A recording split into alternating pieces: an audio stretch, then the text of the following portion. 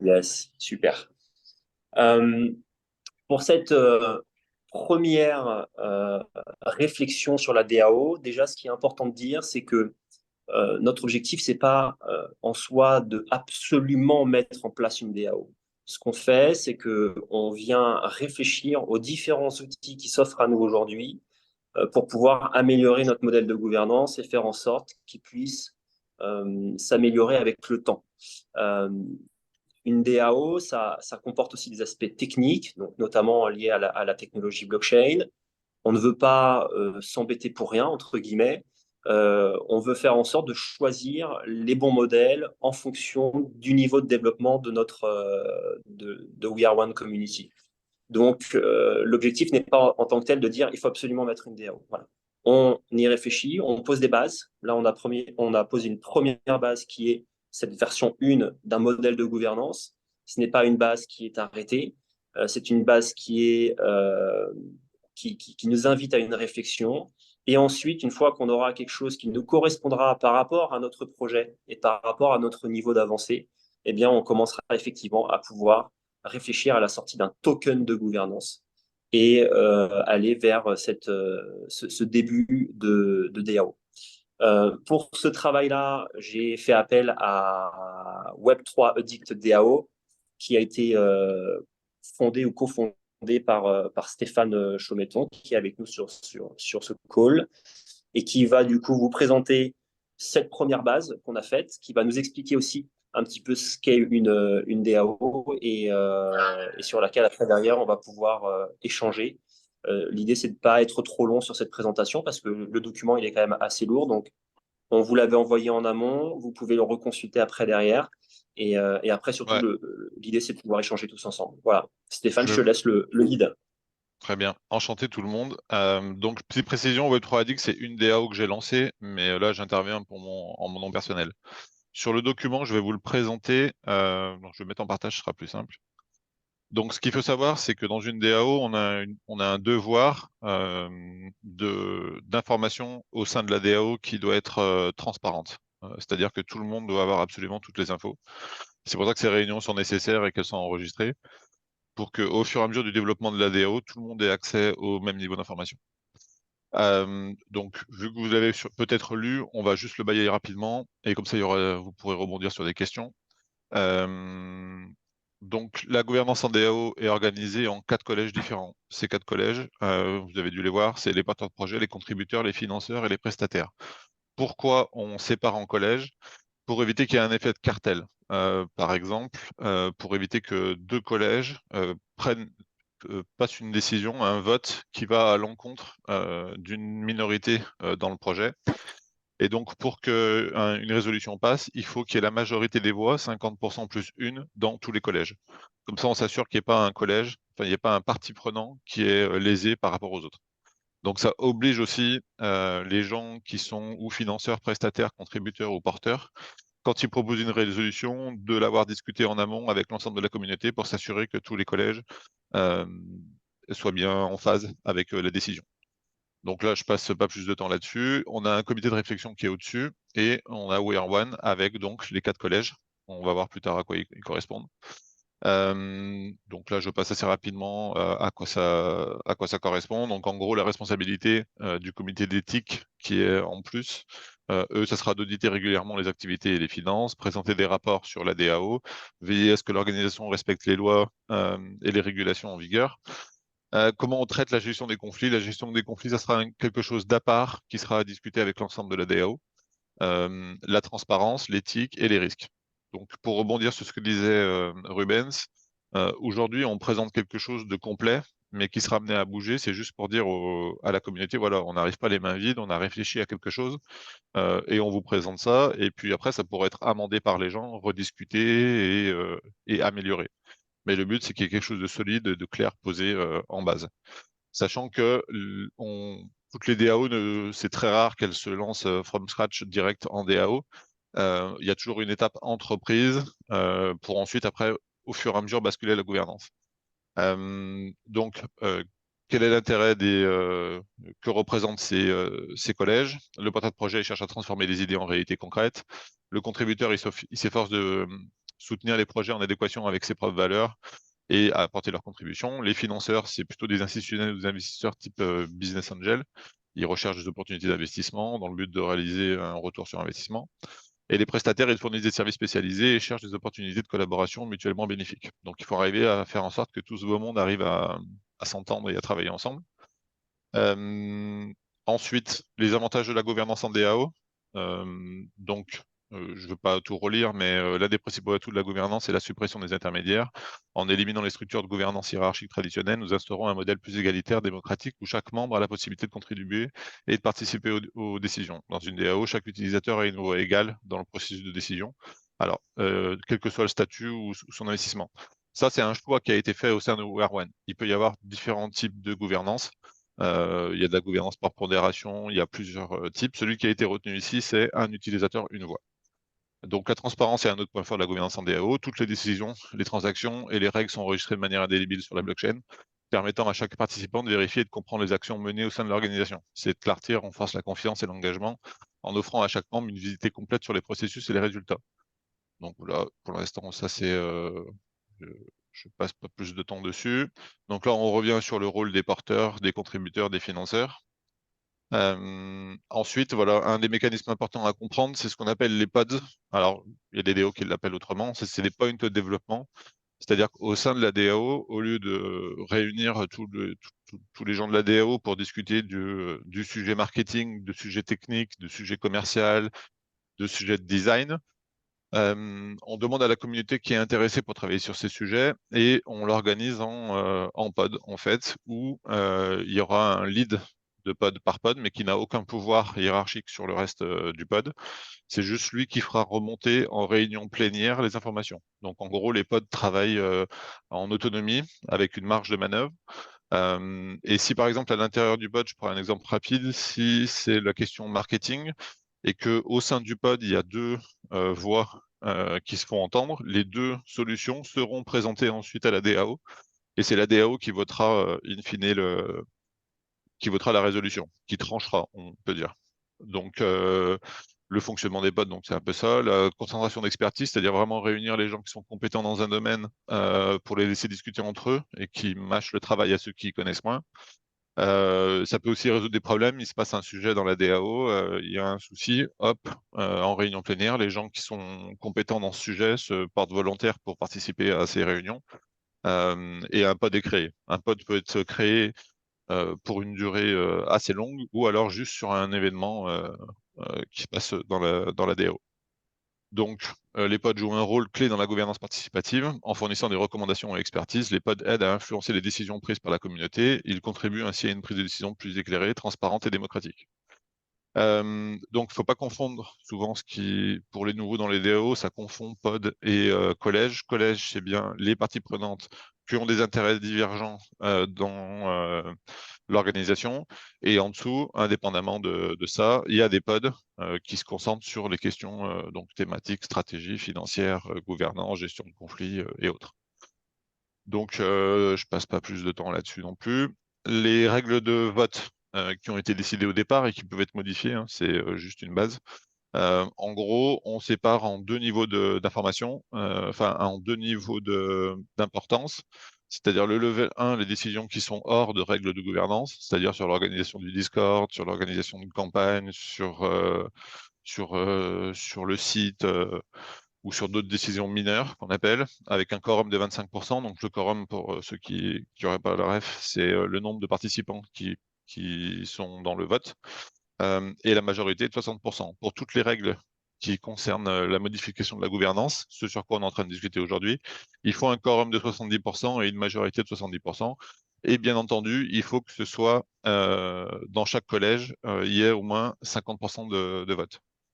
Il y a un délai pour éviter ce qu'on appelle les attaques de civils, c'est-à-dire des gens qui viendraient de l'extérieur pour voter et proposer quelque chose qui ne serait pas sain pour l'organisation. On met un délai de 3 mois pour pouvoir voter au level 1 et un délai de 6 mois pour pouvoir voter au level 2.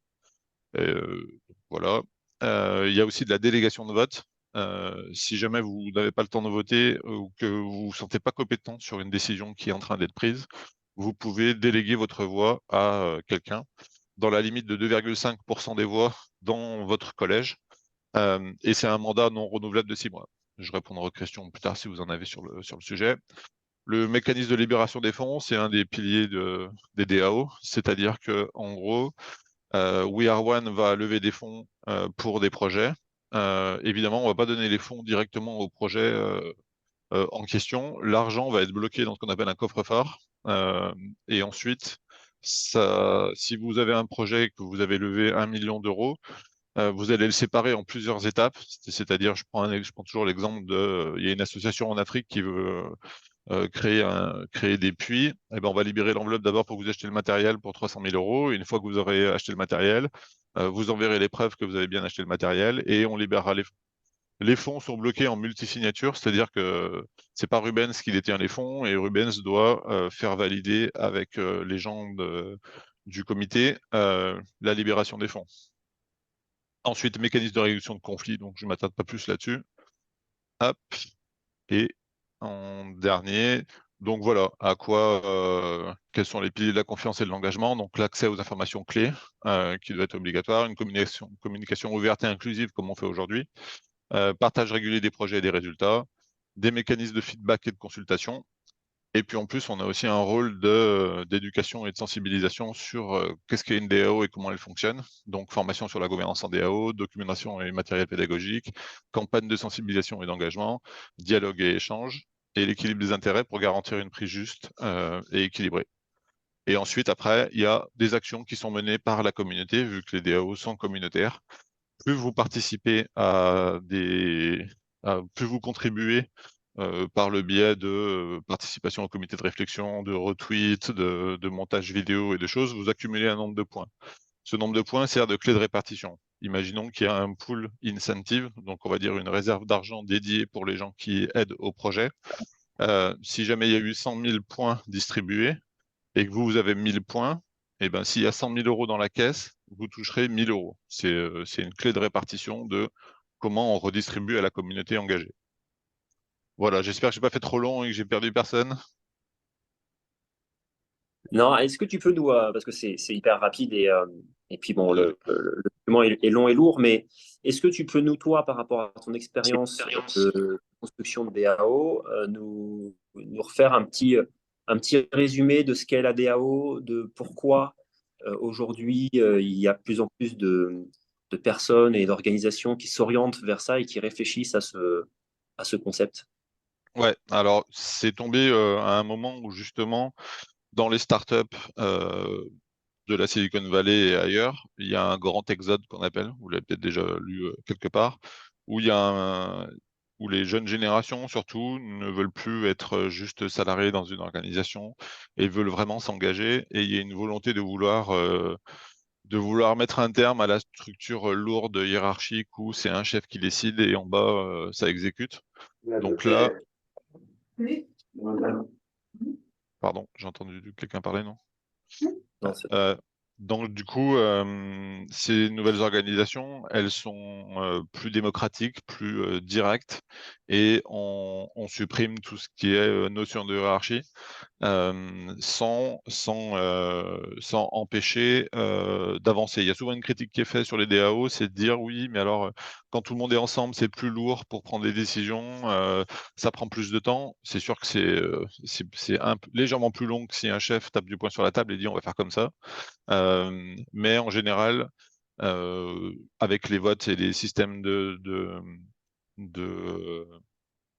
comment on appelle ça, des gens qui sont délégués sur le protocole, ça va assez vite. Mais l'idée, ouais, c'est vraiment de casser ces structures hiérarchiques, de pouvoir faire collaborer des gens.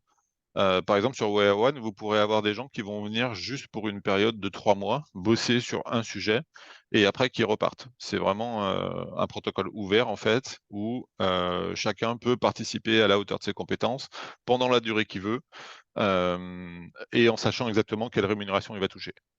C'est ça que tu voulais que je précise ou c'est oui, oui, c'est ça, c'est les bases, hein, si tu veux, de la DAO, quoi. Pourquoi ok, on essaye de faire ce choix-là et ok, pourquoi on s'y c'est intéresse. ça parce que le modèle le plus démocratique qui était étudié avant les DAO, c'était la sociocratie pour ceux qui connaissent.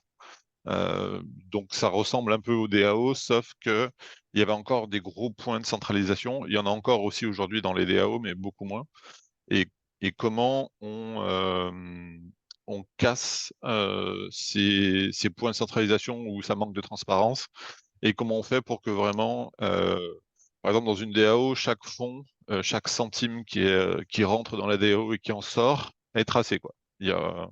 C'est une transparence absolument totale sur le sujet, et pareil sur les décisions. S'il y a des décisions qui sont prises, vous êtes informé en tant que membre de l'ADO qu'il y a une discussion en ce moment sur le sujet de la gouvernance, du marketing ou autre. Vous pouvez y être impliqué et participer aux échanges. Et si vous n'y participez pas, vous aurez un résumé lors de réunions, ce qu'on appelle plénières, et où les gens seront amenés à se positionner sur la décision et à voter oui ou non, ou s'il y a plusieurs réponses à choisir. Donc c'est vraiment un modèle de transparence, de confiance et de collaboration. En fait, ça permet de travailler avec des gens dans le monde entier sans que vous ayez besoin de les connaître, sans que vous ayez besoin de leur faire confiance, parce que c'est le protocole qui gère la confiance. Euh, Donc c'est souvent plus compliqué si vous êtes dans un modèle classique de monter une entreprise et de faire travailler des gens un peu de partout dans le monde que vous connaissez pas, de mettre une caisse en commun où c'est une seule personne qui gère et qui peut toujours partir avec la caisse. Enfin voilà, ça répond à tous ces besoins-là. Par rapport, je repose une question que je t'avais posée au tout début quand on s'était rencontrés, par rapport à une coopérative où on a déjà finalement un système de vote, un individu égale une voix, et pas mal d'avantages. Euh, quel serait l'avantage d'une DAO vis-à-vis d'une coopérative qui est déjà on va dire, chez nous, une entité légale à part entière qu'on peut utiliser facilement? Ah bah, c'est surtout sur les questions de transparence et sur la coopérative, elle t'assure juste que tu as un siège, une voix. Le vote, déjà, tu n'es jamais sûr que ce qui est voté, sauf si c'est en présentiel où il y a les gens autour de la table, ce soit réellement le reflet de la coopérative. Surtout si tu as une coopérative avec des centaines de personnes, t'as pas de transparence sur les votes, t'as pas de transparence réelle sur les résultats. Euh, Disons que ce qui peut être fait avec les SIC dans quelque chose de ultra transparent, là, c'est la norme et c'est la base dans les DAO, quoi. Il n'y a pas de possibilité de faire autrement. Ok.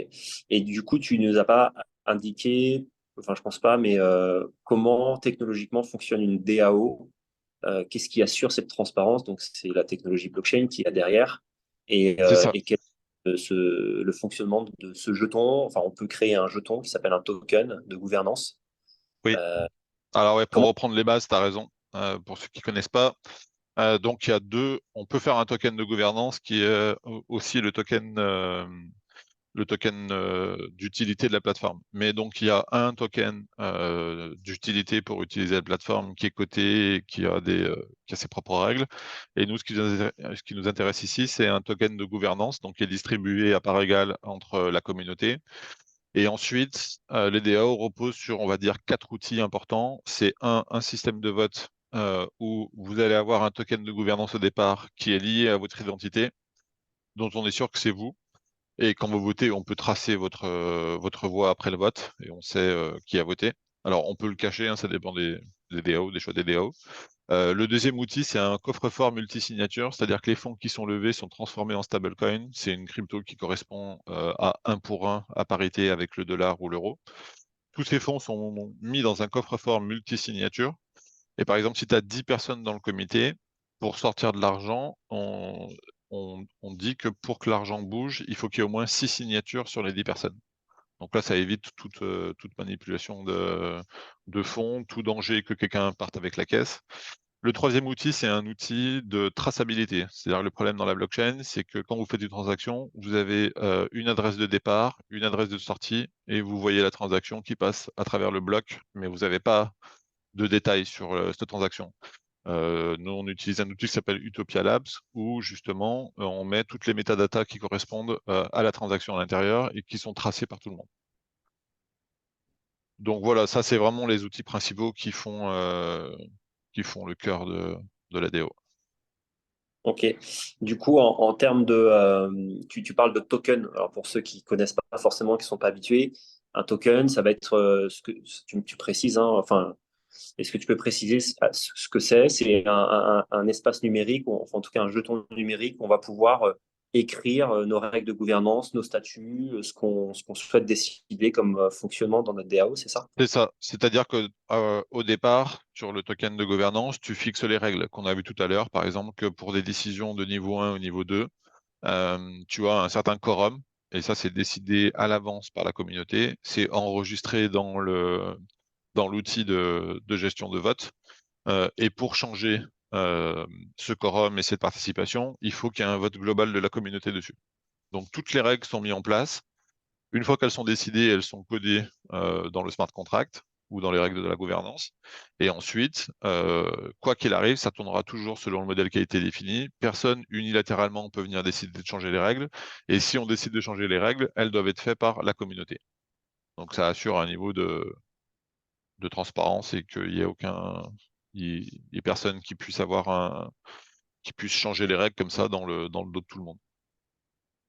Ok, donc ça assure à un projet de pouvoir, enfin, on est assuré que le projet ne pourra jamais changer d'ADN, de philosophie ou de direction, quels que C'est ça. soient les qui arriveront dans la gouvernance ou dans le projet d'une manière ou d'une C'est autre. ça. Alors techniquement, tu peux changer, mais c'est vrai que je précisais, la plupart des projets, pour éviter quand il y a des règles qui sont prises qui vont à l'encontre de, comme tu dis, l'ADN de la DAO, les fondateurs mettent ce qu'on appelle 10 commandements, on peut les appeler comme on veut, mais c'est des règles qui, par exemple, si toi, en tant qu'initiateur de la DAO, tu décides que jamais, même si 100% de quorum et 100% des gens de la DAO veulent passer sur le fait que plus tu as de tokens et plus tu as du poids sur la gouvernance, ça pourra pas passer. Parce que c'est une règle qui a été mise et écrite dès le départ. Et donc ça, parce que techniquement, toutes les règles peuvent changer. Donc c'est à chaque initiateur de DAO de signifier quelles sont les règles qui sont immuables et qui ne peuvent pas changer malgré un vote. Ça répond à ta question. Ouais, et donc du coup pour We Are One, on a eu ce travail aussi en amont de commencer à réfléchir à, on va dire un peu aux 10 commandements, aux règles de base qu'on va coder dans ce fameux token de manière numérique, des règles qui ne pourront jamais changer, quelle que soit l'évolution du projet. Et dans une de ces règles, il y avait effectivement un individu égale une voix. C'était C'est ça, hein, ça. Stéphane. Ouais, bah, c'est ça. C'est exactement ça. Et puis ça peut être ça peut être n'importe quelle décision. Ça appartient vraiment comme le fondateur une fois. Donc là, c'est encore une entreprise, donc les initiateurs ont encore du poids sur la gouvernance et peuvent changer les choses.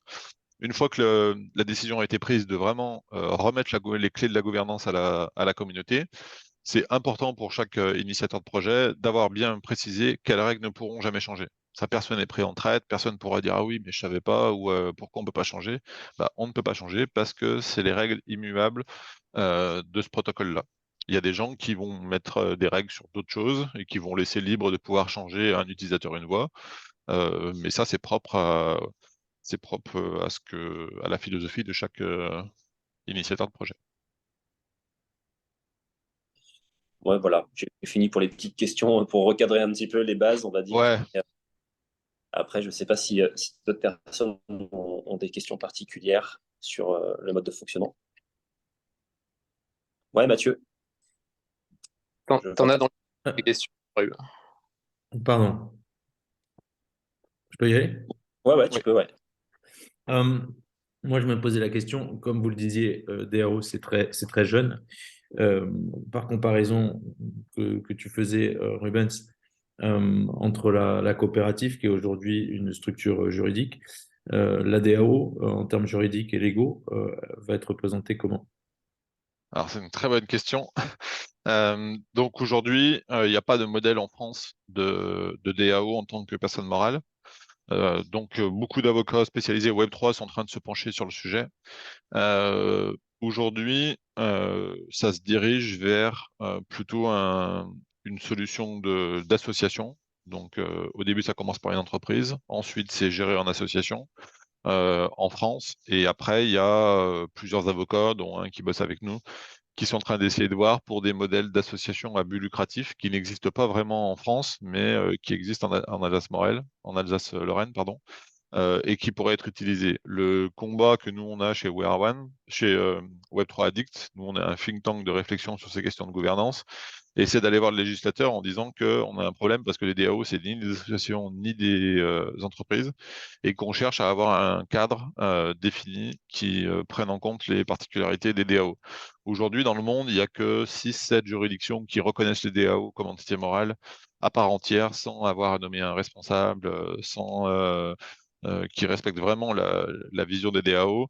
Et très souvent, c'est dans des paradis fiscaux. Le premier pays, le premier État, ça a été le Wyoming aux États-Unis en août 2021, qui reconnaît la DAO comme une entité morale.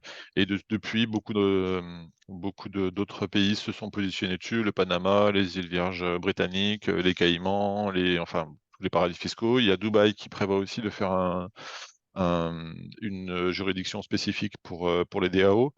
Et en Europe, ça va jouer certainement au niveau des États. Et en France, on sait que ça va être compliqué, mais on peut, sans vouloir faire le puriste et de dire qu'il n'y a plus de chef, il n'y a plus personne qui est responsable de la DAO, faire des modèles de gouvernance qui sont collés à des associations et des entreprises, sans pour autant être full 100% DAO. On va pas se mentir, aujourd'hui, le cadre juridique en France ne le permet pas.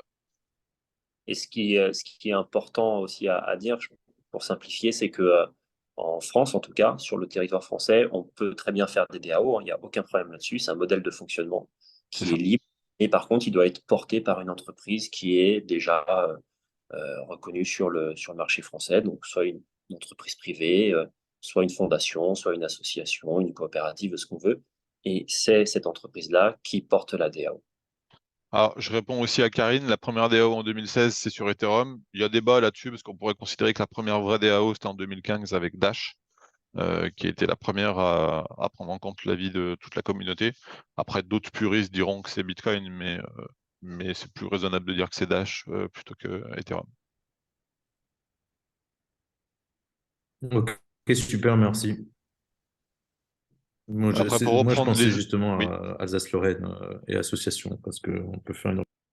c'est ça. C'est ça. Donc là, Et oui, c'est oui, puis le fonctionnement collégial, on peut le mettre dans les statuts, etc. Donc, exactement. Exactement. Donc, c'est pas l'idéal, hein. Nous, on aimerait bien qu'il y ait un vrai cadre à part entière et qu'il y ait une personnalité morale sans avoir mis un responsable sur qui faire pression. Donc pour des DAO comme ça va, mais pour des DAO qui visent vraiment à avoir un impact sur la société et qui pourraient être considérées comme dangereuses, les gens cherchent absolument à avoir un cadre où il y a personne sur qui faire pression, quoi.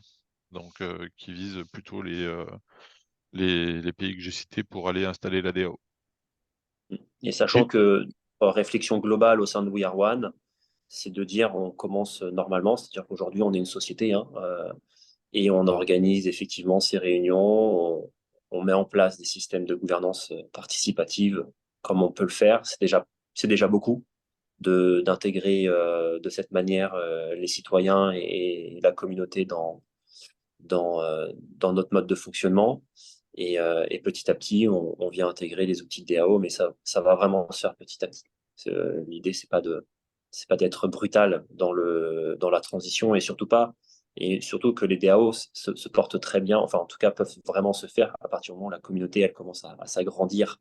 Et aujourd'hui, on est encore dans un début, donc il faut vraiment y aller progressivement. La décentralisation, c'est un peu comme du sel dans un plat, quoi. On y va petit à petit et on essaye de faire au mieux. Timothée, tu as une question apparemment. Yes, attends, je vais enlever la main. J'ai vu dans le document de la gouvernance qu'il était question d'une charte et vis-à-vis de l'ADN du projet We Are One, est-ce qu'elle est déjà établie ou est-ce qu'elle est à co-construire? Comment ça se passe? alors, c'est plutôt les initiateurs, ça revient un peu à mes 10 commandements que je disais, que j'expliquais. Ça, c'est plutôt les initiateurs du projet. Donc, ici, on peut tous considérer que vous êtes aussi initiateurs. Donc, c'est vraiment la réflexion à avoir globale de vous en tant que communauté, au départ, enfin, nous en tant que communauté, euh, qu'est-ce qu'on décide qui ne pourra jamais changer et qui est une règle immuable du protocole. Donc, ça, on peut appeler ça charte, 10 commandements, ça, on peut appeler ça comme on veut.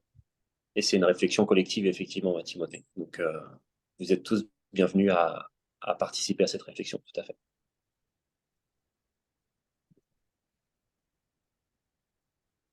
Pascal, j'ai vu ta main levée. Oui, bonjour. Salut. Plusieurs questions, effectivement, d'abord de clarification pour que je comprenne bien, parce que j'ai pu louper des choses dans la présentation. We Are One est une DAO. AIDAO, par exemple, est une DAO également. Est-ce qu'il faut comprendre que tous les projets soutenus par We Are One ou qui vont être hébergés sur la plateforme seront des projets sous gouvernance DAO? Pas du tout. C'est vraiment libre à chaque projet d'organiser sa forme de gouvernance. D'ailleurs, je ne sais pas à partir de quel moment véritablement on peut dire qu'on est une DAO. À mon avis, il faudrait peut-être donner différents niveaux de DAO, parce qu'il y a différents niveaux de décentralisation qui sont possibles. Peut-être que c'est à partir du moment où le token de gouvernance, ce jeton numérique est émis, qu'on peut dire qu'on est une véritable DAO. Alors, je peux te faire une parenthèse là-dessus. Ouais. Ce qui est considéré vraiment DAO, ce qui est admis par la communauté, c'est qu'il faut qu'il y ait l'outil, le mécanisme de vote transparent, c'est-à-dire on sache qui vote quoi. Et le deuxième point, c'est que la trésorerie est mise dans un coffre-fort, accessible uniquement par multisignature de gens qui auront été décidés au début. Donc vous pouvez mettre par exemple 50 personnes et dire qu'il y en a 25, faut qu'ils signent pour que ça passe, ou alors plutôt 10, ce qui se fait le plus souvent, une dizaine de personnes où il faut 6 personnes qui valident pour que la dépense soit validée, et qu'il y ait un outil de traçabilité justement de ces fonds, de comment ils sont utilisés. Si tu as ça, tu peux te considérer comme une DAO.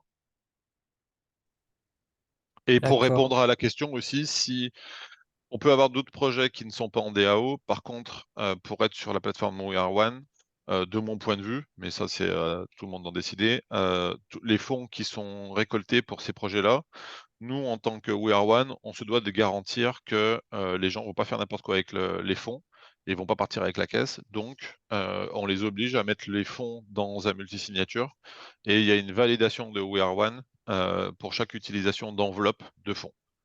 Parce que sinon, c'est trop dangereux de dire quelqu'un qui vient parce que tu peux avoir des gens qui viennent de partout dans le monde pour lancer des projets au Sri Lanka ou je ne sais où tu vas avoir du mal à faire une due diligence très approfondie, et tu te cours en mettant ces fonds dans un multisignature. Voilà, je fais pas trop long. D'accord, merci. Quelqu'un a levé la main? Question, je crois, de Christophe. Oui. Oui, oui. Alors j'avais une question qui rejoint un peu la question posée par Pascal. Bon, d'abord merci pour le travail réalisé en amont et la précision de ces différentes règles. Et effectivement sur le, le fonctionnement sur les différents projets qui sont présents. Du coup, je me demandais, est-ce que il y a également des modalités de vote qui s'appliquent? Et si oui, sur quelle dimension du projet, notamment, est-ce que sur la dimension financement ou attribution du financement, est-ce qu'il y a un système de vote qui est prévu, ou est-ce que chaque projet vit de manière plutôt indépendante? Alors, l'idée, c'est que tu as un projet, donc je reprends mes puits en Afrique. Tu as besoin d'1 million d'euros pour justement construire ton projet. Toi, tu vas expliquer en amont, c'est exactement comme We Are One d'ailleurs va faire dans sa levée de fonds, à quoi va servir l'argent, d'accord? Donc, tu dis: «Voilà, j'ai besoin de 1 million, j'ai 300 000 pour acheter du matos, j'ai 200 000 pour le terrain, j'ai ça, j'ai ça, j'ai ça». On se met d'accord que c'est bien dans cet ordre-là que tu vas dépenser les fonds.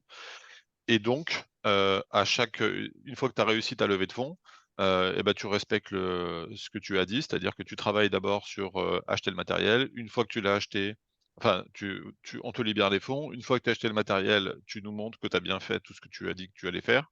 Et ensuite, on passe à la deuxième étape et on valide la deuxième enveloppe, et ainsi de suite jusqu'à la dernière enveloppe. Et on peut arrêter le projet s'il y a un problème et que la communauté estime que tu n'es pas à la hauteur et que tu n'as pas réussi. À ce moment-là, il y a on s'arrête et on refixe les termes pour comment on fait pour te libérer la suite et que ça soit en phase avec tout ce que pense la communauté. Je sais pas si ça répond vraiment à ta question, mais Ta question, sauf si je me trompe pas, c'était aussi jusqu'à quel niveau le vote dans un projet est réalisé de manière communautaire, c'est ça, hein? Ouais, tout à fait. Je pense que c'est à chaque projet aura forcément une forme d'indépendance et aura sa propre DAO ah avec. oui, d'accord, OK, sur les règles de vote de Ouais. chaque DAO. Oui, oui, bien sûr, alors après justement, chaque projet fixe ses propres règles. Tu peux avoir un quorum différent. Tout à l'heure, quelqu'un disait c'est beaucoup, 70 de quorum, pour une décision, de modification de règles de la gouvernance. Oui et non, parce qu'il faut vraiment pour que ces règles bougent, vu que c'est le socle sur lequel on a réussi à faire travailler tout le monde. Et avec un mécanisme de délégation de vote et aussi le fait que si tu ne votes pas plus de 2 ou 3 fois, tu perds tes avantages, de redistribution incentive. En général, on les atteint, on peut les atteindre facilement. Mais après oui, chaque projet décide de ses règles de gouvernance et si ça ne plaît pas à la communauté, bah, le projet ne sera pas voté par la communauté. Si jamais ils disent, il est possible que dans la communauté, les gens n'acceptent pas que plus tu as de tokens, plus tu pèses sur la gouvernance. Si quelqu'un vient faire un projet comme ça en disant: «Bah, voilà, nous dans nos DAO, plus tu as de l'argent, plus tu pèses», ce qui existe dans le monde de crypto, hein. Il y a eu des scandales sur des gens qui ont tellement de fonds, qui gèrent la gouvernance à eux tout seuls. Et donc l'idée après, c'est que le projet arrive à mettre des règles de gouvernance sur son vote qui est en adéquation avec ce que pense la communauté WEAR1 pour être sûr de pouvoir être financé. Chacun est libre de proposer ses propres règles de gouvernance puisque ce sont des DAO indépendantes. Si ça correspond pas, si les gens ne votent pas, c'est qu'il y a un problème et à eux de changer leur modèle de fonctionnement. Quand on parle de communauté, est-ce que c'est la communauté globale WeAre1 ou est-ce que c'est des communautés projet par projet? Bah là, il Et parlait justement de projet par projet, c'est-à-dire qu'il demandait si est-ce qu'un projet qui vient sur la plateforme est obligé de suivre les mêmes règles de vote, c'est bien ce que j'ai compris, que nous, ou faire sa propre sauce. Il fait sa propre sauce, mais à lui de travailler avec la communauté pour dire est-ce que vous, si je prends tu vois, à eux de discuter et de venir parler pour voir si c'est en phase avec ce que pense WeAreOne. D'accord. Ça veut dire que chaque projet constitue une communauté. Enfin, Exactement, d'accord. exactement. La seule chose après sur lequel WeAreOne a la main, c'est sur s'assurer que les fonds sont bien utilisés, en fait, tu veux. Comme il a la responsabilité WeAreOne d'avoir hébergé les projets, c'est normal qu'il ait un regard sur comment sont dépensés les fonds. Si un projet part de son côté et ne fait pas appel à la communauté WeAreOne, bah là, il fait ce qu'il veut, machin. Là, il a quand même un lien assez fort avec WeAreOne et sur un minimum de règles à respecter pour faire partie de la grande communauté WeAreOne, quoi. Tout en étant indépendant de la sienne communauté, avec ses propres règles, ses propres choix, mais que ça colle et que ça soit en phase. Parce que sinon, le risque, c'est que si il fait un modèle qui est pas du tout en adéquation avec ce que pense la communauté WeAreOne, bah, il sera jamais voté, et il sera jamais financé. Donc, peu d'intérêt pour eux. Justement, l'intérêt vraiment de discuter avec la communauté WeAreOne, de co-construire le projet avec WeAreOne, comme nous on est en train de faire avec vous et qu'on fera avec les nouveaux qui vont arriver, c'est de les convaincre que, voilà, au moins se mettre d'accord sur nos règles. Ça répond à ta question? Si je, si je peux me permettre juste de rebondir, je pense qu'à ce moment-là, il serait intéressant de réfléchir aussi à comment on appelle ça, communauté, sous-communauté. Sous-communauté, c'est peut-être pas idéal parce qu'il y a un rapport de hiérarchie, mais pour que tout le monde comprenne ce qu'on dit, peut-être définir notre propre lexique qui nous permette de vraiment de ne pas avoir à se poser de questions, hein, mais il est en train de parler de ouais, Ouais, tout à fait. C'est un point réfléchir, ouais. à réfléchir. Ouais. Je le prends d'ailleurs. Parce qu'effectivement, on va avoir la communauté globale de WeAreOne, donc toutes les personnes qui sont sur la plateforme, quelles qu'elles soient. Et ces personnes-là vont aussi pouvoir faire partie d'autres communautés plus distinctes de chaque projet. Et effectivement, du coup, est-ce que ça peut rejoindre, Stéphane, les différents pods, puisque dans les différents pods, non, Pas ça vraiment. correspond. Là, on pourrait dire qu'il y a la Global Community WAO, tu vois, Global Community, et la communauté de Serenity, la communauté de XY projet, quoi, tu vois, pour essayer de définir, pour faire une différence. Mais global community, ça peut être bien pour que les gens se disent ah oui, ça c'est uniquement We Are One. Et d'ailleurs, Parce que les gens qui vont participer, souvent des projets vont arriver, ils vont être 15-20 membres dans leur projet, et ceux qui vont venir renforcer leur projet, ça sera des membres de We Are One, ce sera de la global community. À moins que quelqu'un arrive avec toute sa communauté, ce qui sera plutôt rare, je pense.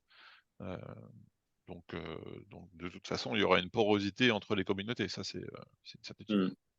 Il y a 2 questions, je vois, Ruben. alors, il y a 2 questions sur le chat. Timothée, non, Timothée et Ségolène qui ont levé la main. Ah d'accord, ben, Ségolène, on t'écoute. Oui, bah, ça rejoint peut-être un petit peu la conversation. Moi, c'était par rapport au collège. En fait, est-ce qu'on peut faire partie que d'un seul collège ou de plusieurs collèges? Alors, tu dois choisir un collège. Et charge à toi de voir où est ton intérêt vraiment profond pour être sûr que tu sois dans le bon collège, tu vois. Ok. Parce qu'à un moment, on peut vouloir être contributeur, par exemple, et puis avoir soi-même un projet, du coup, à proposer. Et du coup, dans ce cas-là, il faut switcher, Oui, j'imagine. Parce que oui, oui, sinon, on a double voix. oui. Ah Ok. oui, il n'y aura jamais double voix, faut que tu choisisses, clairement. Mais après, si tu arrives dans Where One en ayant l'intention d'être porteur de projet, il vaut mieux que tu sois tout de suite dans ce collège-là pour que tu puisses, toi, faire avancer les sujets qui correspondent aux contributeurs, plutôt que tu te passes en contributeur sans, tu vois ce que je veux dire? Te mettre Mm. tout de suite dans le bon collège. Mais ouais, il y Du a un coup, choix à faire. bonne question, merci Ségolène, parce que ça relève le fait que quand on s'inscrit sur la plateforme, tu peux mettre, tu sais, tu as différents choix où tu peux dire je suis plutôt investisseur, je suis plutôt porteur de projet, etc. Et nous, quand on a créé la plateforme, on laisse le libre choix d'en choisir plusieurs, justement, parce qu'effectivement, on peut être plusieurs choses à la fois, on peut être même tout à la fois. Du coup, cette séparation bien distincte, elle arrive à quel moment, Stéphane? C'est quand il y aura le token qui sera vraiment créé, il y aura quelque chose de Ouais, quand il y a le spécifique. token de gouvernance, comme on n'a pas encore tranché parce que où on met un token de gouvernance relié à un KYC, donc on sait exactement la personne qui elle est. Alors, Euh, KYC, précisé Ah pour oui, les. KYC, ouais, c'est Know Your Customer. C'est une obligation légale dans tous les projets financiers. Tu es obligé de connaître tes utilisateurs. Et donc, tu remplis une carte d'identité recto verso, un justificatif de domicile, pour pas que tu puisses créer 10 comptes, 100 comptes, 1000 comptes, et après voter avec tous ces comptes-là. Donc, tu as une identification des gens. La deuxième solution, c'est de prendre un NFT. Tout le monde sait ce que c'est un NFT à peu près. C'est un contrat Non, numérique. ouais. C'est un contrat numérique en fait lié à un badge en fait qui certifie que c'est toi qui en es le propriétaire. Et on rajoute une fonction dessus qui est non transférable, c'est-à-dire que au moment où tu mets ton identité, on te donne ce badge-là qui correspond à ton identité qui est relié à ton KYC. Et quand tu votes, tu signes les votes avec ce NFT. Donc on est sûr que c'est bien toi qui votes et qu'il n'y a pas plusieurs comptes qui sont liés à ton identité.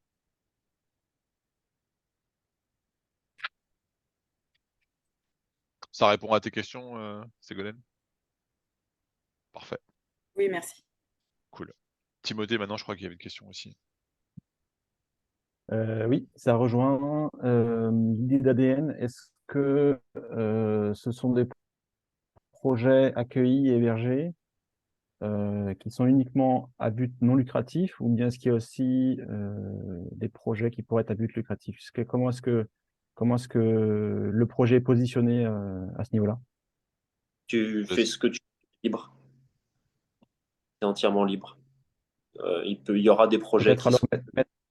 ouais, mettre à jour le document de gouvernance parce que c'est indiqué projet à Oui, but. on en a parlé juste avant la réunion. On a vu qu'il y avait une Ouais. coquille là-dessus, que c'était uniquement à Ok, utilité ok, publique. ça marche. Et ça, ouais, on va le Ok, changer. ça roule, merci. C'était plus dans l'esprit, plus que la notion réellement juridique d'utilité publique, c'est de dire qu'il faut vraiment que le projet il ait un impact. On va pas, enfin, je vous réserve de ce que va dire Ouais, c'est pas la Ruben. même chose, mais ouais, ok, je comprends. Parce qu'après, le but pour les projets, c'est d'arriver à recueillir suffisamment de likes ou autres mécanismes qu'on aura pour faire remonter le projet dans les hautes positions et savoir lesquels on va financer. Parce qu'après, il y a toute une partie qu'on va pas aborder aujourd'hui, qu'on abordera une prochaine fois, parce que le travail n'est pas encore tout à fait terminé. C'est sur le tokenomics, sur les règles économiques du projet, qui est encore différent de la gouvernance. Mais ça, on en parlera une autre fois, parce que c'est un très gros morceau quand même. J'aime bien quand tu réponds à mes questions avant que je les pose. Alors vas-y, tu allais dire, n'hésite pas, vas-y. Ça n'empêche pas. Non, mais une fois que Pascal aurait posé sa question, justement, je me disais, est-ce que vous avez déjà réfléchi au tokenomics? Mais je me disais, Ouais, ouais. c'est un gros sujet, c'est peut-être pas pour aujourd'hui, donc merci Non, non, d'avoir non, non. répondu. Mais on a bien avancé. On finalise là. Donc vous verrez, en plus, on est vraiment content, c'est pas trop mal. C'est même très bien. Et ça prend en compte justement toutes ces questions-là. Mais là, ouais, c'est plus sur le côté philosophique et comment on saura quelles sont les valeurs entre guillemets de la DAO, quoi, et comment c'est organisé, plus que sur les règles économiques qui là sont quelque chose d'à part entière. Par exemple, selon ce que tu auras mis en token, on peut dévoiler quelques trucs, Ruben, juste pour donner un peu de. Par exemple, tu auras plusieurs tiers dans We Are One, selon le montant de tokens que tu auras racheté et que tu auras stacké de côté, tu auras accès à des ventes privées avec différents avantages selon comment tu te positionnes sur le protocole. Et plein d'autres règles économiques. Donc le tokenomics, pour ceux qui ne connaissent pas, c'est vraiment quelle est l'économie à part entière du token qui a sa propre économie et ses propres règles, mais qui sont liées uniquement à l'aspect financier. Alors Et que là, oui. du coup, pour préciser, pour les néophytes aussi, donc le token, c'est toujours ce jeton numérique qui nous permet d'automatiser un petit peu les choses et de sécuriser tout notre mode de fonctionnement. Et donc, on peut avoir un token de gouvernance pour notre gouvernance et un token d'investissement pour cette fameuse tokenomie et l'économie du token. Donc, ce sont deux jetons numériques différents, distincts, qui ont deux utilités différentes, mais qui nous permettent de sécuriser et d'automatiser notre mode de fonctionnement. Pascal, tu as une question. Oui, une bordée de questions. Oui, d'abord la notion de token, effectivement, peut être intéressante dans le consortium que nous sommes en train de créer pour accompagner les transitions. On a la question justement des compétences de facilitateur, d'accompagnateur, etc. Et il y a un travail d'open badge, c'est-à-dire pour qualifier les compétences en fonction des résultats sur le terrain. Je dirais ça ressemble beaucoup à cette notion de token. Et donc, c'est intéressant. Sinon, je vois que j'aurais une question précise à Rubens peut-être. C'est est-ce que We Are One, en tant que peut-être que SKIC, la SKIC permet effectivement une gestion, une cogestion multilatérale, collégiale. Donc, c'est le droit expérimental de 2002. Donc, il pourrait être adapté à cette multicollégialité. Il est même possible, peut-être faut vérifier, d'intégrer cette notion que une décision est prise quand elle est majoritaire dans chaque collège séparément. Donc la forme SKIC me paraît adaptée. Donc c'est une forme, là, les DAO et la gestion un homme, une voix, qui renvoie au monde coopératif fin du 19e, donc un homme, une voix, avec maintenant la multicollégialité qui est l'innovation, la fin du 20e. Et ça me paraît bien pour verrouiller les choses, effectivement, et pour faire une gestion, une cogestion et donc de la gouvernance partagée. Et c'est une forme aussi qui est bien adaptée justement à sécuriser les choses. Les trois règles là de la DAO me paraissent bien. Là où la DOA me semble avoir peut-être un point aveugle, c'est dans l'élaboration des décisions, qui me paraît, pour l'instant, il n'en a pas été question ici, sur l'ingénierie de la prise de la délibération finalement. pour arriver aux décisions qui vont faire l'objet d'un vote. Et là, effectivement, on a la sociocratie, l'holacratie, on a les techniques de consensus, de consentement qui peuvent permettre de faciliter. Donc ça, c'est le métier des facilitateurs de la gouvernance partagée, je dirais. Et donc qui serait, à mon avis, à intégrer vraiment. Il y a des groupes et des collectifs de projets qui vont pas volontiers rentrer. Je vois ça par rapport à la spirale dynamique que Timothée connaît aussi. Il y a des systèmes de valeurs qui vont plutôt chercher dans l'informel le consensus et justement de tomber d'accord ou d'élaborer vraiment une décision au consentement complet et de mettre le vote entre parenthèses. C'est-à-dire, Alors, au pire, quand on ne trouve pas, on vote. Et si ça s'est intégré dans ce qui est admissible comme gouvernance DAO, là, effectivement, la Global Community We Are One pourrait vraiment intégrer des systèmes de valeurs qui cherchent un peu plus loin que les systèmes de gestion quantitative de la démocratie qui datent quand même de Athènes, hein. bah C'est là, pas la meilleure. Voilà. c'est plutôt les pods, hein. C'est là où je reviens encore sur mes pods. Quand tu as un sujet où il y a des gens très qualifiés qui sont intéressés à bosser sur ce sujet, imaginons ici, il y a 4-5 personnes qui sont intéressées par le marketing. Moi, le marketing, c'est pas du tout mon domaine. Les gens vont se réunir dans le pod, vont faire le travail en amont de réflexion. Dans le pod, s'il y a un consensus global, bah, il n'y a qu'une seule proposition et si personne d'autre en a d'autres, eh ben, c'est celle qui est proposée au vote en plénière et là, fait appel à la Global Community. Et si jamais dans le groupe, on n'est pas d'accord, eh ben, on propose, sans se battre, voilà, on propose chacun 2 directions et ensuite c'est la DAO qui tranche la direction. Pour revenir à la SIC, c'est adapté oui et non. La SIC pour moi, c'est en dessous de la sociocratie totale et encore en dessous des DAO parce qu'il n'y a pas cette notion vraiment de je peux faire confiance, je suis à l'autre bout du monde, je travaille avec une SIC, même si je suis membre et que j'ai le droit de voter, je n'ai aucun outil, je n'ai aucun mécanisme de m'assurer que les fonds ne vont pas être. Il y a toujours une personne dans la SIC qui a accès aux fonds. Il n'y a pas ce système de multisignature. Il n'y a pas ce système de totale transparence. C'est là où la DAO sur la transparence et sur le. On appelle ça le vote sans confiance dans la DAO. C'est comme dans la DeFi, dont on utilise ces mécanismes. Par exemple, pour se prêter de l'argent. Je te mets un mécanisme simple. J'ai un Bitcoin qui vaut 25 000 $, d'accord? Je le pose en garantie et je t'emprunte à toi 20 000 $, d'accord? Moi, toi, tu n'as pas besoin de me connaître en fait. Parce que de toute façon, moi, j'ai mis un Bitcoin à 25 000 en collatéral et toi, tu vas me prêter 20 000. Ce qui fait que tant que l'argent, moi, je suis pas tombé, tant que le Bitcoin ne tombe pas en dessous de 20 000 $, tu es sûr de pouvoir être remboursé parce que dès que ça arrivera à moins de 20 000, le token t'est remboursé. Donc, c'est du prêt sans confiance. Tu n'as pas besoin de me faire confiance pour me prêter de l'argent. Bah, moi, c'est pareil dans les DAO ici qui nous intéresse, c'est je n'ai pas besoin de te connaître. Je n'ai pas besoin de connaître entièrement l'organisation parce que je sais que j'ai un contrôle, j'ai une vue sur ce qui se passe et je connais exactement les règles qui sont fixées.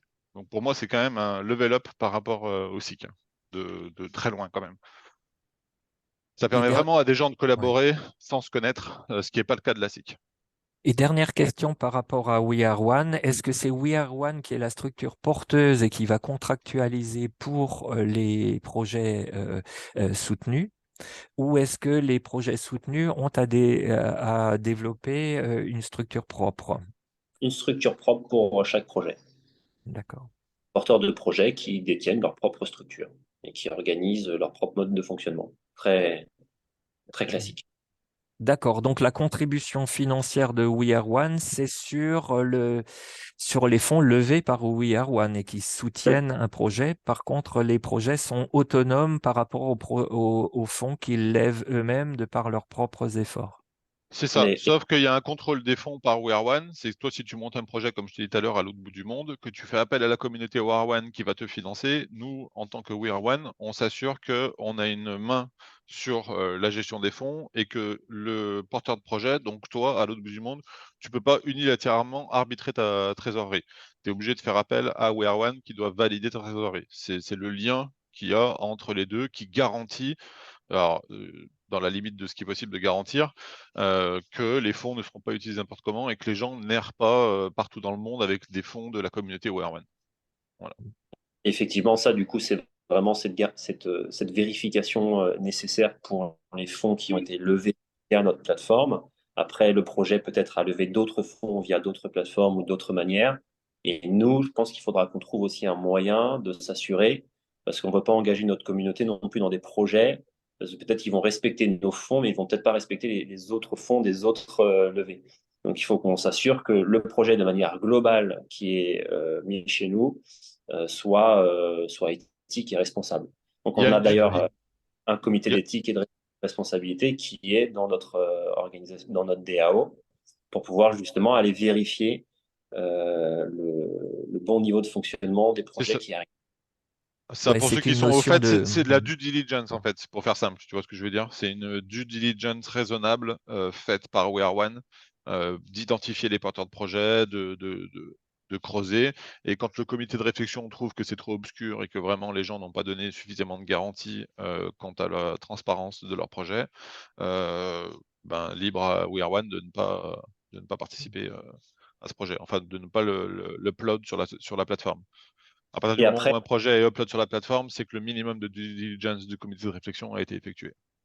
autre point, Merci. pour compléter la réponse à ta question, Pascal, c'est que tu peux aussi très bien avoir des personnes qui vont déposer et publier des idées sur We Are One, parce que des fois, ce ne sont pas forcément encore des projets aboutis qui seront publiés, mais des fois juste uniquement des idées. Et ces idées-là pourraient très bien être portées par d'autres porteurs de projets qui se proposeraient pour pouvoir porter ces idées-là. Donc, ça, c'est aussi un point important pour vous. N'hésitez pas à libérer vos idées parce que il y a souvent derrière et dans la communauté d'autres personnes qui sont peut-être capables de porter les projets que vous avez envie de voir naître. Il y a deux questions, je vois Linda et Timothée, si tu veux les prendre avant que. Alors, Linda, Ouais, tout à l'heure, en fait, j'ai applaudi au lieu de lever la main, du coup, ça a été dégagé. Ah Je voulais d'accord. demander, par rapport à la levée, la gestion des fonds, on parle que de fonds fiat ou crypto? Alors les fonds, c'est là où il faut que les projets comprennent, c'est que les fonds fiat que tu lèves Ouais, sont transformés en stablecoin en passant par CoinHouse, en passant par des. systématiquement, ça revient sur la plateforme.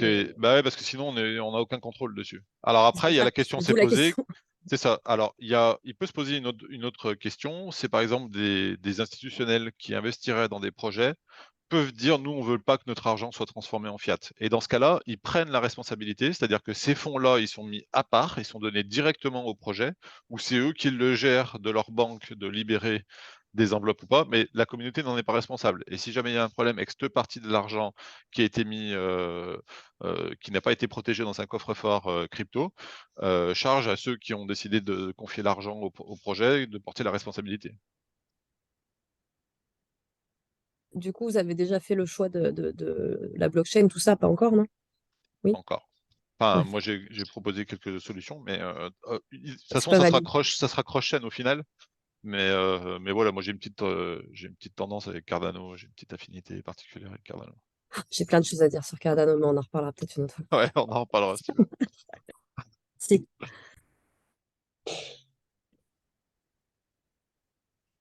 Timothée, Tu peux venir sur Discord pour en parler d'ailleurs. Tout le monde, vous pouvez venir sur le Discord. On y est tous les jours, donc n'hésitez pas. D'ailleurs, Karine a relevé un point tout à l'heure, le lien Discord qui a été transmis, l'invitation est devenue invalide en 3 jours. Donc, Ouais, même quand on les met illimités, il faut souvent les remettre. Donc ouais. ouais, je donc, ne sais pas. Voilà, c'est une erreur de ma part. Timothée, Oui. Concernant l'ICO, quand, comment et quelle stratégie? Alors, là, on est sur un point, je pense qu'on n'a pas encore assez avancé pour pouvoir définir tout ça. Et on aura un call qui sera vraiment précis sur ce sujet-là parce que c'est un gros sujet à part entière. ouais, il y Mais aura la même réunion que celle-là pour le tokenomics. Et ça sera uniquement quand tout le monde aura pris connaissance du tokenomics qu'il faudra déjà encore trancher des questions à l'intérieur du tokenomics pour ensuite après voir quelle stratégie on fait au niveau de l'IDO. Ce ne sera pas une ICO, ce sera au minimum une IDO, ce sera sur un DEX. Donc, IDO? ouais, initial DEX offering. Ok, ok. Ça marche. Merci. Je connais l'ICO, je connais pas, enfin, je sais ce qu'est un DEX, mais je vois pas, je comprends pas ce que c'est la différence. Tu peux m'expliquer comme si j'étais un labrador ou un enfant de 5 ans? C'est qu'en gros, on n'utilise pas d'exchange centralisé où on va confier la liquidité à un market maker et on va perdre totalement la vue sur la liquidité. On va garder la liquidité sur des pools décentralisés sur un DEX où on va mettre une partie de la levée de fonds en euros, enfin en fiat et en token. Enfin, une partie de la levée de fonds va être récupérée pour mettre dans le pool avec une partie de token. Et là, on va avoir un pool de liquidité à l'intérieur. Et donc, on choisit un DEX pour lancer l'offre. Pour que la communauté garde de la visibilité. Alors, on va rentrer un peu dans les détails techniques. Tout le monde ne va pas sûrement comprendre ce que je suis en train de raconter. Mais en gros, si tu passes par un exchange centralisé type Binance, tu donnes des tokens de liquidité à ce qu'on appelle un market maker, un faiseur de marché.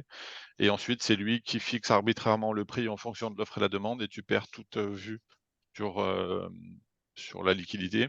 Alors qu'en restant sur un DEX, un exchange décentralisé, où tu es propriétaire de tes fonds.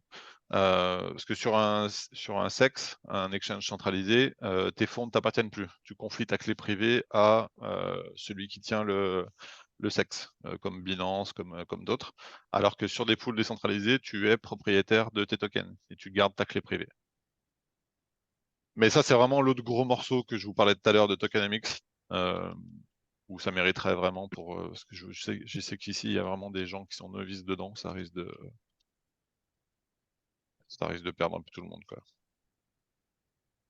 Ok, super, merci. Mais ce que je ferais, c'est que tu fais bien de me le dire, parce que je préciserai ça dans le document Rubens qu'on a. On n'a pas pensé on a fait plein de trucs pour les gens qui connaissent pas. Il y a une ligne pour les débutants à chaque fois, mais pas pour ça. Donc tu fais bien de m'en avoir parlé. Ouais, Linda. Ouais, justement, Linda? c'était un peu ma question. C'est vrai que quand on participe à Skoll et qu'on lit un petit peu ce qui se passe, on voit bien que tous les projets de We Are One sont destinés à l'intérêt public. En revanche, je trouve qu'encore, en termes d'explication et de fonctionnement, c'est encore assez réservé finalement à des gens qui sont dans le milieu, quoi.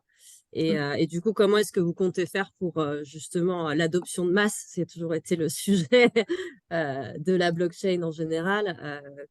Comment Moi, je fais Un du max, marketing, par exemple, je pourrais vous aider, tu vois. Non, mais je veux dire, il y a un un moment max, donné, il faut qu'on démocratise tout ça. Et même tout ce que tu as dit, là, je pense que je ne sais pas si les autres ici comprennent tout, mais c'est c'est. un max de web binaire, c'est ce qu'on disait. C'est que à un moment, il faut aussi que les gens qui veulent participer à ça, moi, je veux bien qu'on prévoit des plateformes, que les gens ne viennent pas sur Discord, ne s'occupent de rien, ne s'intéressent à rien. Mais à un moment, si tu fais confiance à ces nouvelles solutions qui émergent, tu as un Il faut t'y devoir, intéresser. toi, de former.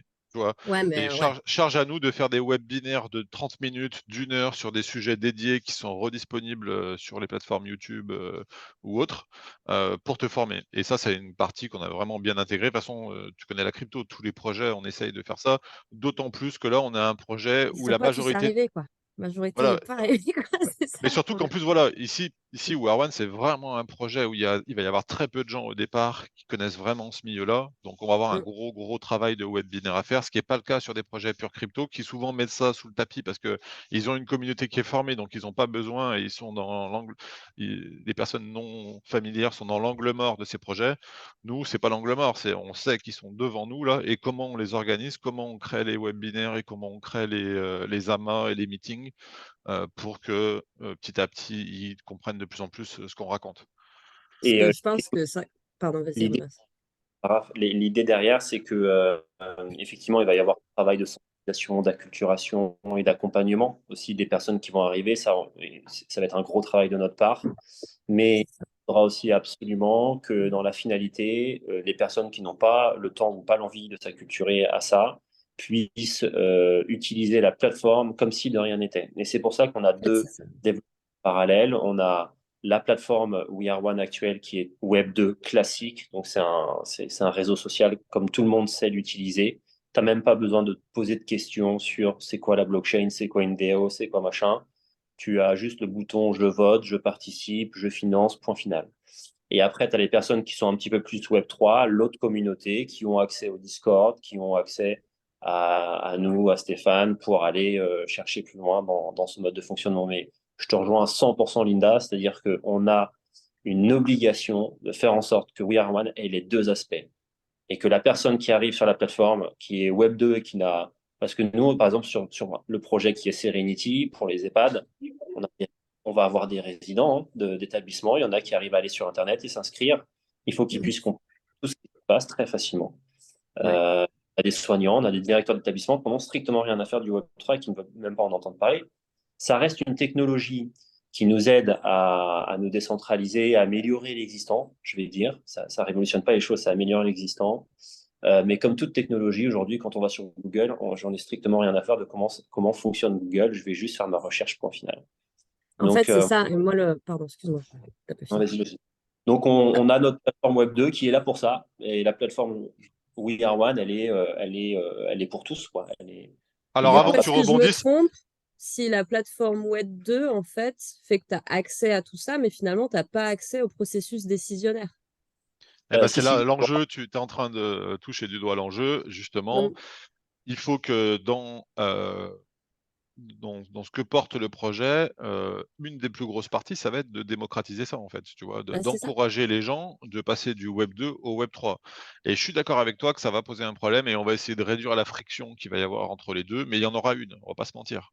Si tu n'es pas dans Discord, si tu ne participes pas aux discussions internes de Discord, tu vas être un peu plus, même si on retransmet à fond dans la partie Web 2 ce qui est discuté dans le Web 3, il y aura une friction, quoi. Donc, mais charge à nous que la personne du Web 2 est quand même partie prenante du projet, parce que si vraiment il a des grosses difficultés à basculer sur le Web 3, il faut qu'on puisse l'intégrer quand même à la plateforme au global.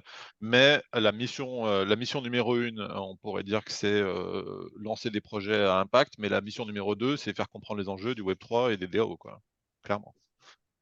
Bah ouais, les enjeux et pas nécessairement l'aspect technique, quoi. Parce que c'est vrai qu'à trop se noyer, à trop vouloir expliquer les Ah choses ouais, c'est même parfois. pas. Non, Tu non, vois, c'est c'est comme vraiment nous sur tous, les outils. ouais, sur l'outil et comment ça sert. Bon, merci de vos précisions. Ouais, et puis on va avoir effectivement tout ce travail de lien, quoi, en fait. Tout ce qui va être, tous les votes qui vont être validés peut-être sous Discord devront apparaître de la même manière sur notre plateforme Web 2 et avec la même sécurisation des données. Donc, il va falloir qu'on arrive à relier tout ça. Mais j'ai envie de dire que il y a des gens qui vont venir chez nous et qui ont même pas envie d'être sensibilisés ni quoi que ce soit. Tout ce qu'ils veulent, c'est voter. Et si on leur dit, votre vote, il est sécure, enfin, il n'y a pas besoin d'aller plus loin.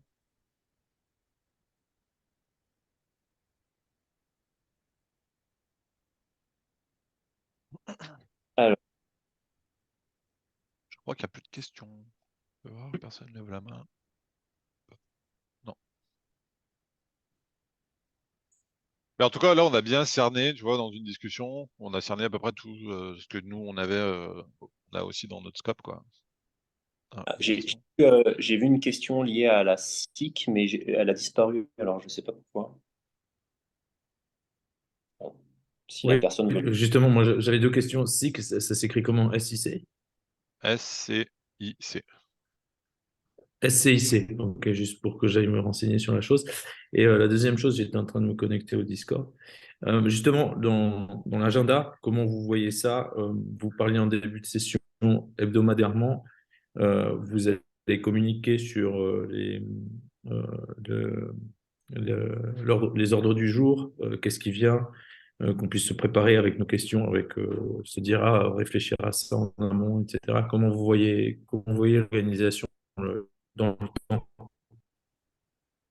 Là, on est en train de voir un petit peu justement là-dessus, de commencer à tester. Donc, tu vois, là aujourd'hui, c'est la première réunion un petit peu communautaire qu'on fait avec ce sujet de gouvernance. Effectivement, je pense qu'après, ça va se manifester comme chaque réunion avec un registre. On établit l'ordre du jour et puis les gens viennent avec leurs questions ou les posent sur le moment. Ça se fera assez simplement et puis on verra au fur et à mesure des besoins et des retours qu'on a, comment, si on crée des choses spécifiques et pour pas que ce soit. Ouais. Idéalement, c'est une partie suggestion sur Discord qui sera créée où les gens font remonter. Il faut choisir une date, alors tous les 15 jours ou toutes les semaines. Au début, peut-être tous les 15 jours et ensuite toutes les semaines, où tout le monde sait que le mardi à midi, c'est la réunion globale de We Are One, où on traite les sujets qui ont été mis dans les suggestions. Et issu de cette réunion, va être mis en place des webinaires. Par exemple, si aujourd'hui, cette réunion, on a décidé que le sujet des pods, c'est pas assez compris par la communauté, on fait un webinaire en live, mais qui sera surtout rediffusé pour que les gens l'utilisent, de 30 minutes, vraiment très concis sur le thème dédié, quoi. Et après, au fur et à mesure qu'on va collectionner les webinaires, on aura déjà une base pour répondre aux questions aux gens dans le Discord en disant moi j'ai une question là-dessus, on dira regarde, on a fait un webinaire, il est là à tel endroit, consulte-le, et ensuite on améliore, et dès qu'il y a encore un nouveau sujet où c'est pas compris, ou alors il faut encore préciser ce qui a été décidé dans un webinaire, hop, on en fait un deuxième. Mais il faut procéder uniquement par petite tranche de questions, parce qu'il va y en avoir beaucoup de sujets. Donc, et le but, c'est de les prendre vraiment dans l'ordre au fur et à mesure que la communauté comprend, en fait, c'est elle qui va mettre le tempo de qu'est-ce qu'elle a besoin de comprendre. C'est dès que tout le monde sera à jour sur la gouvernance, vont se poser des questions de tokenomics, et ça nous permettra à nous de diriger la communauté dans sa réflexion et de lui mettre à chaque palier un webinaire complet et des meetings et des amas sur les sujets précis dont elle a besoin de connaissances, quoi. Mais il ne faut pas prendre le sujet inverse de nous faire les webinaires en amont et de tous les poser. Il faut accompagner la communauté dans sa réflexion. Si ça répond à ta question. Non, super. Ça a son sens. Et oui, oui, j'ai toute cette éducation pour ceux qui C'est sont ça. plus ou moins néophytes et tous ceux qui sont sur les différents degrés. C'est très important parce que c'est quand tu es informé que tu peux prendre les bonnes décisions. Exactement. Bah, nous, chez Web3 Addict, c'est ce qu'on fait. On essaye comme on a du retard en France sur les questions de gouvernance et de DAO, on essaie vraiment de former des gens qui vont pouvoir venir chez vous, par exemple, et être des vrais contributeurs et apporter leurs connaissances et participer justement à ces webinaires après. C'est de former une armée de gens qui sont capables d'être pertinents dans les DAO, quoi. Je regarde s'il y a d'autres questions. Personne n'a levé la main dans le chat. Tout est OK.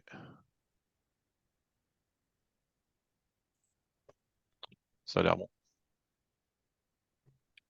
Ça a l'air pas mal. Bon, bah écoute, est-ce que d'autres personnes ont des questions, ou est-ce qu'on peut clore ici ce premier. Ouais, si les gens ont des questions, qui connaissent plus la gouvernance et qui ont des questions plus précises, on peut y répondre aussi, hein, si ça peut Ouais, n'hésitez pas, si vous, voilà, le temps de digérer un petit peu l'information, vous aurez peut-être des idées, des questions. N'hésitez pas à nous les poser directement, et moi Ouais, sur je les Discord. sur Discord, sur la plateforme directement, à n'importe quel endroit, on les verra. Donc, je les retransmettrai à Stéphane s'il faut. En tout cas, je voudrais vous féliciter pour tout ça parce que c'est franchement courageux de mettre ça en place dans l'état actuel des choses sur la crypto, et en plus avec tout ce qui se fait au niveau démocratique, tout ça, et de par la démocratisation de la chose et tout. Donc, franchement, chapeau, c'est une belle Merci chose. de tes encouragements. De rien, de On rien. va en Je vous avoir supporte. besoin. Après, l'idée, tu sais, enfin, comment tu sais, Linda, puisqu'on a déjà discuté, c'est que bon, la plateforme, je l'ai mise en place initialement pour le projet Serenity. Euh, et c'était une plateforme qui devait rester fermée uniquement pour gérer ce projet-là. Et j'ai décidé de l'ouvrir aux porteurs de projets externes pour faire en sorte que les gens puissent suivre un petit peu notre exemple, et puissent se dire, tiens, moi aussi, je peux peut-être mener un projet d'utilité sociale sur une plateforme comme celle-ci. Donc Bénéficier du modèle, quoi. voilà, c'est ça. L'idée, C'est c'est de fort. créer un modèle, et qu'après, il soit utilisable et duplicable. Et cette plateforme, vu que je l'ouvre aux porteurs de projets et à tous, eh bien, elle appartient forcément à ses contributeurs et à l'ensemble de la communauté. Donc, c'est vous et nous qui allions lui donner sa direction et son sens au fur et à mesure du temps. Donc, je pense qu'on n'est pas si courageux que ça, que de le mettre en place, parce que je parle par rapport au monde un peu Web3 crypto du moment, parce que finalement, en tout cas moi personnellement, tu vois, moi je m'en fous complet, quoi, des cryptos. Moi, tout ce que je veux, Oui. c'est des outils qui sont utiles et qui nous permettent d'améliorer l'existant. Voilà, tout simplement. Alors, pour ceux qui connaissent, comme Linda aussi, faut que tu vois ça comme un launchpad, en fait. Tu vois, l'équivalent des launchpads qu'on avait en crypto. On va J'ai- utiliser les mêmes principes de tiers, tu vois, On a utiliser pas ce mal qui... discuté avec Rubens, je sais à peu près. Ah, ok, ok. Non, puis parce que moi-même, je voulais l'impliquer sur mon projet, et puis moi, je me suis découragée, à l'inverse de vous, tu vois, parce que, Ok.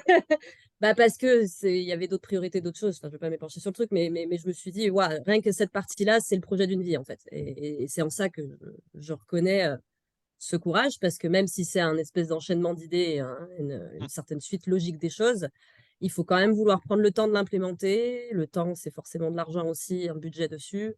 Au niveau de la technologie, il faut vouloir tout mettre ça en place, avoir les bonnes personnes, etc. Enfin voilà, je ne fais pas tout ce que Il ne, ça représente, mais pour moi, je trouve ça courageux et je le maintiens. Voilà. ils ne Et savaient pas que c'était impossible, alors ils l'ont fait. On est en plein dedans. Tu vois, quand à la fin de ce genre de projet, tu l'as fait, tu te dis, putain, si j'avais su au départ, mais jamais je me lance, quoi. Non, c'est certain. Mais ouais, donc, non, mais j'ai hâte de voir ce que ça va donner. Puis ouais, le côté scalable, quoi. Le côté duplicable, tout ça, c'est aussi des choses qui ouais, m'intéressent.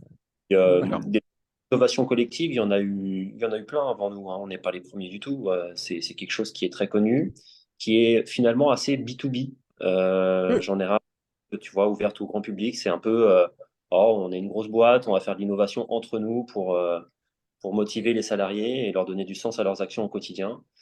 Et c'est vrai que des plutôt B2C, si je peux appeler ça comme ça, B2B ou SI, ben, il n'y en a pas tant que ça. Après, ce qui est assez rapidement apparu, puisqu'au début, il n'y avait pas forcément toutes ces idées hein, de DAO et autres, c'est qu'effectivement, ben, dans une plateforme d'innovation collective, il y a déjà ce premier problème. Et là, je ferai un webinaire dédié à ça. C'est les différentes questions qui sont arrivées pour la construction de We Are One. La première question, c'était la création de confiance. Comment créer de la confiance au sein de l'innovation collective et de cette plateforme d'innovation? Faire en sorte que les contributeurs se sentent valorisés par leur contribution, qu'on puisse la tracer et la sécuriser, les porteurs de projets également. Donc, il fallait régler cette problématique de confiance. La DAO apporte une bonne réponse et la technologie blockchain aussi, puisque c'est son utilité première. C'est pour ça que ça a été créé. Et après, il y a d'autres questions aussi qu'on est en train de travailler, enfin, en tout cas sur lesquelles moi, je suis en train de travailler des questions de fond, notamment sur les synergies, les capacités de synergie entre les différents projets, parce que une des grandes craintes que j'ai eues assez tôt, c'était de me dire, oh là là, on fait une plateforme d'innovation collective, ça existe déjà, pourquoi les gens avant ont loupé et n'ont pas réussi à se faire connaître ou à avoir un réel impact? Et je pense qu'une des grandes raisons, parmi tant d'autres, c'est que les projets sont isolés, ils restent seuls dans leur coin. Donc, les capacités de connexion entre les différentes plateformes qui se ressemblent sont très limitées finalement et se font un peu au hasard des rencontres des porteurs de projets. Et les synergies et les connexions sont trop faibles. Et du coup, on ne mutualise pas assez. Tu as parlé de coûts. Bah oui, ça coûte de créer une plateforme. Et moi, ne serait-ce que de réussir à créer la plateforme et de comprendre que les plateformes d'innovation collective, ça existait, je peux te dire, j'ai mis un temps de malade avant de savoir, parce que je ne suis pas du milieu de l'innovation. Et donc, il a fallu trouver déjà, ne serait-ce que les bons mots de recherche sur Google pour arriver sur les bons outils. Parce qu'au début, je disais, bah, il faut que je fasse un Slack, il faut que j'aille sur Miro, Notion, ou genre, enfin, tu vois, je ne sais pas par quoi commencer. Donc déjà, ça, et puis trouver les bonnes informations, et puis après, derrière, trouver les bonnes personnes avec qui se connecter, qui sont déjà passées par là, qui ont déjà peut-être créé des outils ou des technologies, pouvoir mutualiser les coûts, parce que c'est ça le premier niveau hein, d'échec, c'est les coûts. Et puis après, créer des synergies pour augmenter la productivité de chacun et l'impact global du secteur d'activité. Donc, il faut réussir à créer aussi dans cette plateforme, en back-end. Aujourd'hui, on est en train de créer notre outil de confiance qui va nous permettre de travailler sereinement sans avoir besoin de confiance, comme l'a dit très bien tout à l'heure Stéphane. Mais après, je pense qu'on va avoir un gros travail aussi de création d'outils pour pouvoir automatiser entre nous tous et entre plein de personnes à l'extérieur la connexion entre projets. Pas forcément entre personnes, mais entre projets. Et ça, c'est un gros travail de fond sur lequel je me penche actuellement. Ouais, bon, ben, je rejoins Linda. Bravo. Et moi, ce que je vois surtout au loin, vous l'avez dit tous les deux, c'est ce côté duplicable, c'est qu'à un moment, ça marche pour un projet et que vous avez 7, après, ça peut faire boule de neige et c'est là où l'impact que vous recherchez qui peut vraiment faire l'effet boule de neige et toucher un max de monde. Donc, bravo. C'est exactement ça, c'est de pouvoir créer un outil duplicable, scalable à n'importe quel domaine, secteur d'activité, entreprise, en interne, en externe, ou tout ce que tu veux. Et en plus de ça, quand tu commences à toucher à la connexion ou les synergies entre les différents projets, c'est de la gestion de data, hein, tout simplement, hein. On touche un point qui est assez intéressant, c'est que quand les projets vont pouvoir se connecter entre eux de manière assez automatisée, ou en tout cas qu'on aura des outils qui nous permettront de nous faire des propositions de connexion entre les projets, on va pouvoir commencer à échanger des valeurs, que ce soit des valeurs financières ou que ce soit d'autres formes de valeurs. Des valeurs peut-être d'impact environnemental, social, économique. Et après, derrière, on pourra même commencer à réfléchir à d'autres formes de valeurs et à leur donner un vrai sens. Ça. Ça peut être la ça peut être la valeur de ce que tu veux.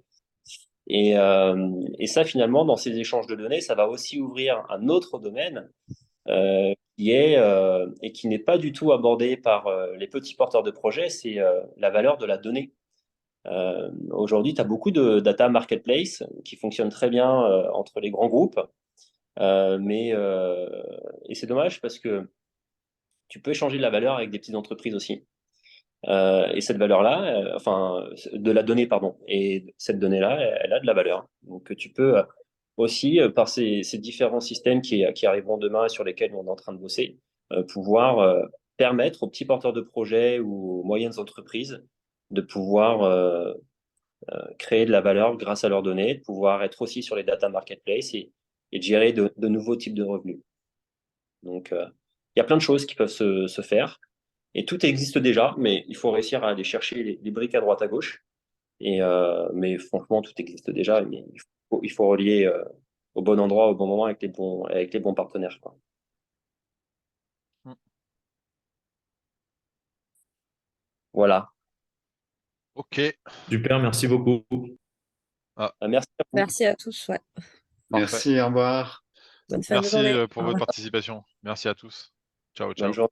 Merci beaucoup.